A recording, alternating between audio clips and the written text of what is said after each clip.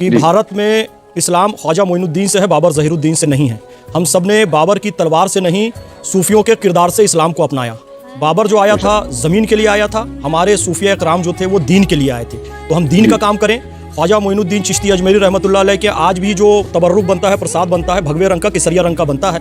उनके यहाँ कव्वाली भी अलाउ की गई। वो जीवन भर भगवा रंग पहनते रहे, उसे सूफी रंग कहते हैं। कहने का मतलब है हम लोगों ने जो इस्लाम अपनाया वो भारत की मिली जुली संस्कृति वाला था। और मस्जिद जो बननी चाहिए वो अल्लाह के इबादत के लिए होती है। अल्लाह का नाम रहीम है, करीम है, रज़्ज़ाक है। तो मस्जिद अल्लाह के नाम से बननी चाहिए, रसूल अल्लाह के नाम से बननी चाहिए, वली अल्लाह के नाम से बननी चाहिए। ये बाबर के नाम से मस्जिद बनाना कहीं ना कहीं राजनीतिक खेल है।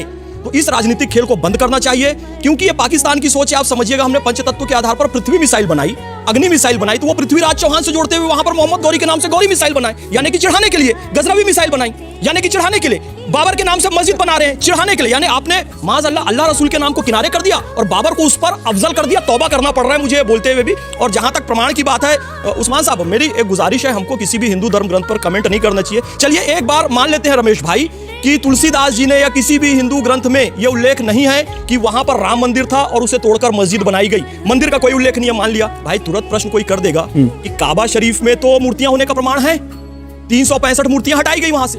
तो इस आधार पर तो हम वो जगह हिंदुओं को नहीं दे देंगे ना। ये हिंदुओं की आस्था का प्रतीक है। सबसे बड़ी बात, बच्चा बच्चा घर में राम कथा सुनकर हिंदुओं का बड़ा होता है। तो हमको किसी भी ग्रंथ पर, किसी की भी आस्था पर, अकीदे पर हंसना नहीं चाहिए। लकुम दीनकुम वाले दिन मैं आ रहा हूं। राम मंदिर के लिए सबसे पहले फांसी पर चढ़े अमीर अली। 1857 में अपने मित्र महंत रामचरण दास जी को वो मंदिर देना चाहते थे, अमीर अली। इसके बाद हवलदार अब्दुल बरकत 1949 में जो जहां ड्यूटी लगी थी, बाबरी ढांचा था, उन्होंने कहा मुझे सपने में एक दिव्य बालक दिखाई दिया है जो कि बड़ा खूबसूरत है। जब उन्हें राम जी की फोटो दिखाई गई तो हवलदार अब्दुल बरकत ने कहा कि यही है। उसके बाद के मोहम्मद साहब ने इस बात को प्रमाणित किया। जो फैसला आया, उस फैसले की पीठ में अब्दुल नजीर साहब भी थे। और उसके बाद मंदिर निर्माण के लिए जो मिट्टी और जल इकट्ठा किया गया, ले जाने वाले मोहम्मद फैज खान, माता कौशल्या की भूमि से पैदल मैं गया था, हमारे मुस्लिम राष्ट्रीय मंच के सदस्य गए थे।